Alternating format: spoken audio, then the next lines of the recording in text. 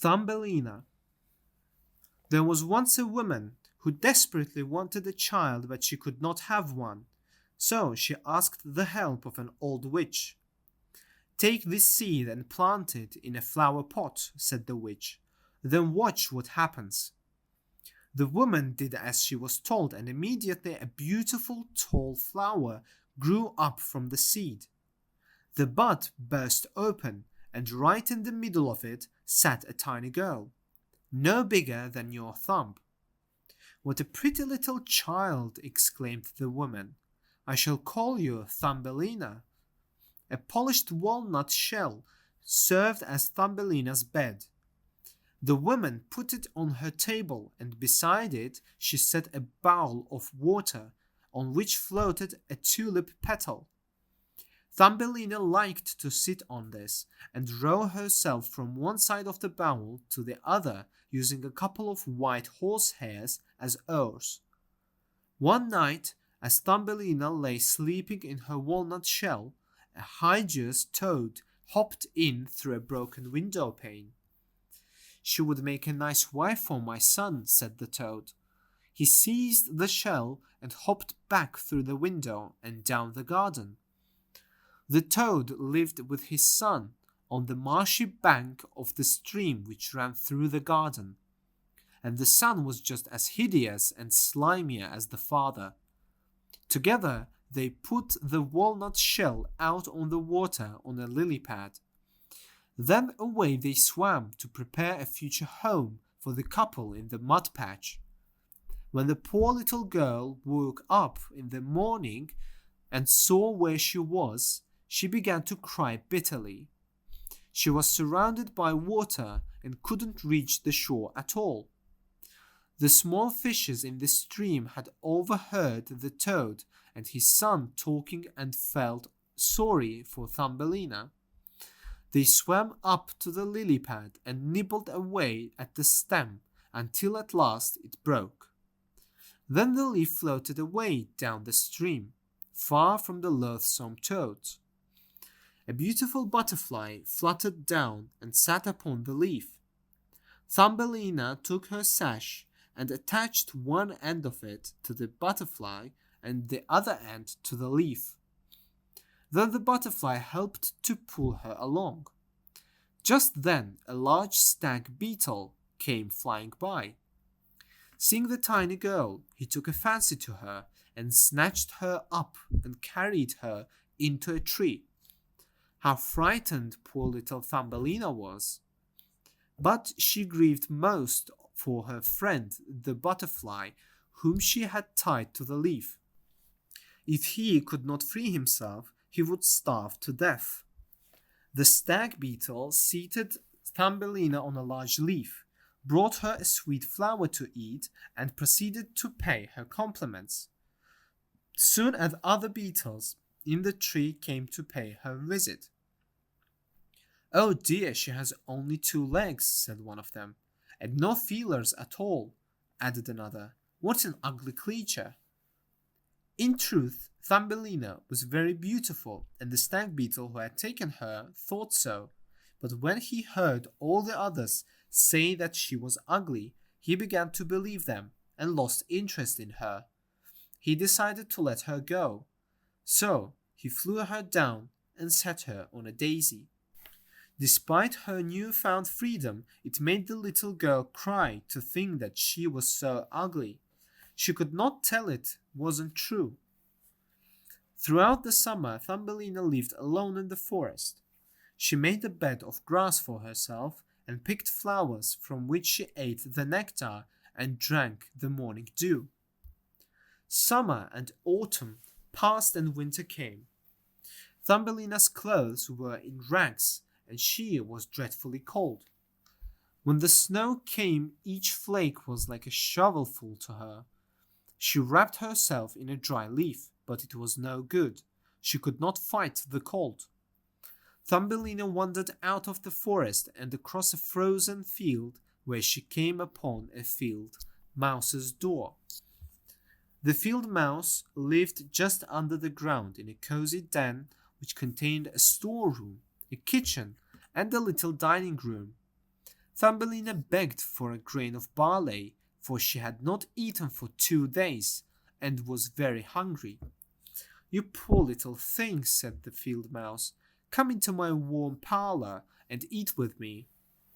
As they ate, the mouse became very fond of Thumbelina and said, "You are most welcome to stay with me for the winter, but you must keep my parlour tidy and tell me stories, for I do love stories." The tiny girl accepted the mouse's kind offer. One day the mouse said, "My neighbour will come to visit me. He is better off than I am. He lives in a grand hall and wears a splendid velvet coat. If you married him, your fortune would be made.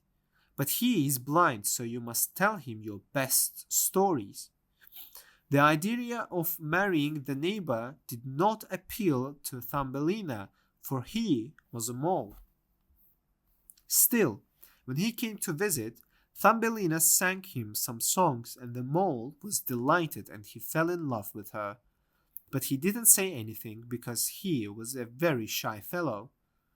The mole had recently dug a long tunnel from his house to the field mouse's house, and Thumbelina could take walks there. But the mole warned them not to be afraid of the dead bird which lay in the tunnel. Obviously it had died recently and happened to have been buried just there.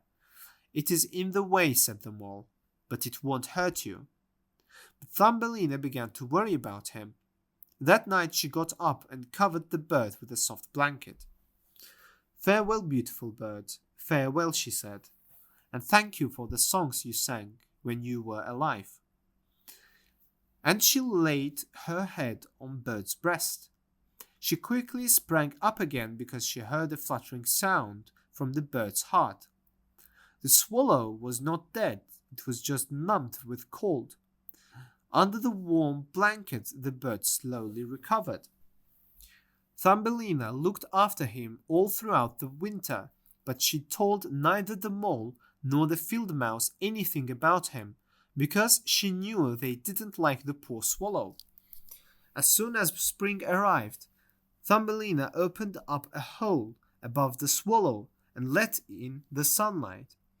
The swallow asked her if she would like to sit on his back and fly out into the green forest. "No," said Thumbelina, "it would make the field mouse unhappy if I left her suddenly. I cannot go." So the swallow flew out into the sunlight, and Thumbelina waved goodbye. "This summer you must prepare your trousseau," said the field mouse to Thumbelina, for the dreary mole next door had proposed to her. "You will need both woolens and linen. You will need chair coverings and bed coverings when you become the mole's wife." Thumbelina had to spin thread and yarn, and the field mouse hired 4 spiders to weave both day and night. At last the day of the wedding arrived, and the mole came to fetch Thumbelina. She would now have to live with him deep under the ground, never to come out into the warm sunshine again. The poor child was so unhappy when she said goodbye to the beautiful sun. She had at least had permission to see it from the doorway of the field mouse's house. She went there for the last time, took a few steps out through the newly cut stalks of wheat, and kissed a little red flower. "Farewell, little flower," she said. "If ever you see my friend the swallow, give him my love." At that moment she heard a joyous tweet, and looking up she saw the swallow flying above her. He swooped down, and Thumbelina told him that she was to be married to the dreary old mole, and must live deep under the ground. "You saved my life when I lay frozen in the dark earth," said the swallow. "Climb upon my back and I will carry you far away. The cold winter is approaching and I am going to fly away to the warmer lands." So Thumbelina climbed on the swallow's back, and he flew up into the air, over the forest and sea, and high over the beautiful snow-covered mountains. At last they reached the warm lands. Under the green trees by a blue sea stood the ruins of an ancient castle of white marble. Many birds had built their nests at the top of the columns. The swallow flew down with Thumbelina and set her on the petals of one of the flowers growing in the cracks of a broken column, which lay on the ground. Inside the flower stood a tiny man. On his head he wore a golden crown, and on his shoulders a pair of tiny wings. He was the prince of the flower's spirits. The prince instantly fell in love with Thumbelina and asked her to become his wife, a proposal which she accepted happily. Tiny maidens and tiny sprites flew out from every flower. They brought her presents of a pair of gossamer wings and a crown.